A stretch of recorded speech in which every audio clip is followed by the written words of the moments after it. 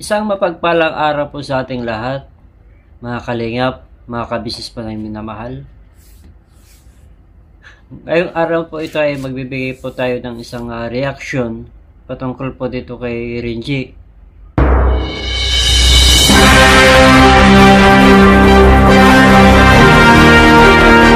So mga Kalingap, paki-support po, paki-subscribe po ang channel ni Kalingap Turak. Maraming salamat po sa inyong lahat.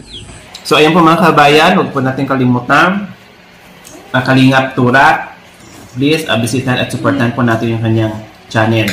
Pakisuportahan natin Kalingap Turak! Kalingap Turak! Alright? Alright! Bira! Bira! Kasi may mga reklamo po patungkol po sa kanyang mga kasamahan. At sa bago pa lang po sa aking channel, baka pwede pa subscribe po at saka pakipindot nyo na rin po yung bell button notification para ma-notify po kayo sa mga bawat video na i-upload po natin. Bisitahin po natin ang YouTube channel po nila Kabisis Official, Papa Dance TV, Kabisis Family, at saka yung mga kapwa ko ka-business reactor, supportahan po natin sila. Ito po mga kalingap, mga business po namin minamahal. Mga kabisnes naming minamahal, makikisuyo po kami. Naglalambing po kami sa inyo. Kung maaari po sana ay pakisuportahan natin Taong Gala. Pakisuportahan po natin Taong Gala. Analisa Reality Vlog. Analisa Reality Vlog. Anime Reactors TV. Anime Reactors TV. Alminda Cariaga Mix Vlog. Alminda Cariaga Mix Vlog. Ma'am Fleurs Channel. Ma'am Fleurs Channel. Denshock TV. Denshock TV. PLC Katangay Vlog. PLC Katangay Vlogs. Kalingap Turak. Kalingap Turak. Alright? Alright. Bira! Bira! Ngayon po, bibigyan lang po natin ng reaction video patungkol po dito sa mga kasamahan po ni Renji na mga 3Ms at ang mga kagwang. Ayon po di umano sa kanila ay may mga reklamo patungkol po dito kay Renji. Mas inuuna pa ni Renji yung pagsi-cellphone kumpara sa magtrabaho. Dapat sana Power Ranger, ito lang may papayo ko sa iyo, kabsat. No adda ko maiti trabaho dito balayo, no dito wakwadada ka business. Tumulong ka hamo orayan nga ibon da kapay wino bagbakan da kapay yun aramidem adda ka ditan balay kitaem no anya ti mabalay mo maarami dita balay nga makatulong kada kita kakadwam. Simple lang naman yan, Power Ranger. Alam naman natin na pare-pares lang tayong OFW. Yung ibang lahi nga napapakisamahan natin. Yun pa kaya mga kasama natin, mga kapwa natin Pilipino. Lalo na't andyan ka sa family ka business na tinuring ka naman na isa sa kapamilya nila. Kung ano yung andyan dyan na gawaing bahay, o yun ang gawin mo. Huwag mong antayin na pagsabihan ka pa. Kasi Ilocano tayo, Power Ranger.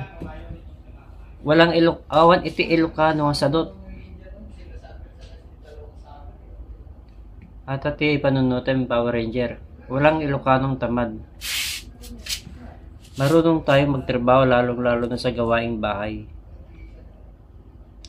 Tsaka kung halimbawa may nakita ka dyan, gaya ng sinabi nga ni Intoy, na naglilinis na siya dyan, at nakita mo, wag mo nang antayin na, uy, patulong naman dyan. Wag mo nang antayin ng ganun. Nasa pagkukusa yan. Nakita mo yung kasama mo nagtatrabaho, samahan mo siya, tulungan mong magtrabaho para mas madali yung inyong gawain diyan sa bahay ni ka-business. Kumbaga, sa pakikisama lang, sa madaling salita, kung paano ka makisalamuha sa kanila. At nang sa ganun, wala silang masabi. At saka halimbawa, yung gaya ng sinabi nila na yun nga, kumakain ka, siyempre nakakaya naman na siyempre lalo na yung may-ari ng bahay dumaan o nakita mo. Nakakaya naman na hindi mo yayain na kumain o kahit sino man sa mga kagwang o sa mga 3Ms na nakita mo dyan na kumakain ka. Siyempre nakakaya naman na hindi ka mag-alok. Ano, Power Ranger? Sana sa mga natapos yung pag-uusap dyan, sana wag kang magtanim ng sama ng loob sa mga 3M, sa mga kagwang, sa kapwa mo, kabusiness family. Wag kang magtampo. Bagkus ito yung maging motivation mo pa na magpursige, tumulong ka sa kanila at nang sa ganon. Sabi nga nito, nagsimula sila sa maliit na sahod hanggang sa tumaas din siya. Hanggang sa tumaas din ang kanilang sahod. Mali natin. Walang araw, tataas din ang sahod mo, magiging pare-pares na kayo ng sahod. Pero hindi naman yung sahod ang pinaka main na reason. Kung para sa akin yung sahod parang ano mo na lang yan pangalawa na lang yan. Ang pinaka main mo dyan, kung paano ka makisama sa kanila. Yung sahod mo, bonus na lang yan. Kita mo naman yung malasakit ng kabusiness sa'yo. Yung suporta nila. Yun na lang, napakalaking bagay na yun, Renji. Hindi ko sa kinakampihan ang mga kagwang o sino man sa kanila. Pare-pares tayo. Isa rin ako sa mga sumusuporta sa kabusiness. Nasubaybayan ko mula nung unang araw na pumunta ka dyan, kila kabusiness. Hanggang sa ngayon. Renji, respeto ang pairalin mo dyan. Respeto at puso. Para mas maganda ang inyong magiging samahan dyan sa kabusiness family. Napakaswerte mo nga, Renji, kasi nung pumunta ka dyan, intact, nandiyan na sila kabusiness. Ako nga na nagbabalak ako na pumunta dyan. Noong gusto kong pumunta dyan sa kabusiness house, tumawag ako noon kay Idol na nagpaalam nga ako na pupunta nga ako dyan sa bahay nila noon sa ka-business house. Nagkataon naman noon na sila ka-business ay pupunta kila Damulag para bisitahin ang mga anak ni Damulag noon, kaya hindi ako natuloy na nakapunta dyan. Swerte mo, Renji, pagbutihin mo lang dyan paano ka makisama sa kanila. Kung halimbawa man medyo nasaktan ka sa mga salita na narinig mo, gawin mo motivation yun at nang sa ganun ma-improve mo yung mas ma-improve mo pa yung sarili mo kung paano ka makisama sa kanila. Hindi mo masama yun tsaka madali lang naman ang trabaho dyan sa bahay nila kung ako, kung minsan maisip ko kung ako na sa'yo, saglit lang yan. Gigising ka ng maaga. Kung ano yung makita mong linisin dyan, kahit tulog pa sila, gumawa ka na. Kumilos ka na dyan sa bahay. At nang sa ganun, pagdating nila, at least kahit paano konti na lang yung gagawin at maaga pa sila makakapag-mission. Kasi yung ganung bagay, napakalaki yun. I-try mo kaya, Renji, gising ka ng mga 5 o'clock in the morning. Dito nga sa ibang bansa, ang oras ang gising natin dito. Alam mo yan, Power Ranger, pare-pares tayong OFW. Sa akin, ang gising ko dito, alas 3 ng madaling araw.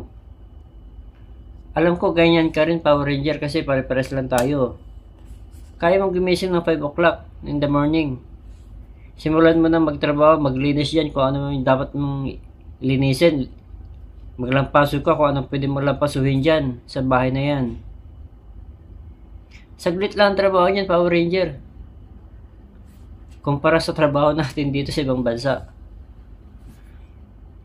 Yung mga dumi ng aso, saglit lang yan. Sus. Gawin mong exercise mo tuwing umaga. Maglinis ng dumi ng aso, magwalis dyan, maglampaso dyan sa sahig, magpunas. Saglit lang yan. Konting effort lang, Power Ranger. Pagkikasama lang ang number 1. Meron lang din po akong may papayo sa mga kapwa po natin solid supporter ng Ka-Business Official. Na sana po wag po nating masamahin yung ginawa po ng 3M at saka ng Kagwang patungkol sa pagpuna po nila kay Renji. Bagkus ito po ay nakatulong pa po kay Power Ranger. At mas maganda pa po ang magiging resulta nito sa masusunod na araw para maging intact pa po yung samahan pa po nila. Mas mapapabuti pa po ang kanilang pagsasama diyan sa Ka-Business family. Mga kalihap, mga ka-business, hanggang dito lang po ang aking komento po tungkol po dito kay Power Ranger. So, ingat po tayo lagi mga kalingap, mga business, and God bless po. Bye-bye po.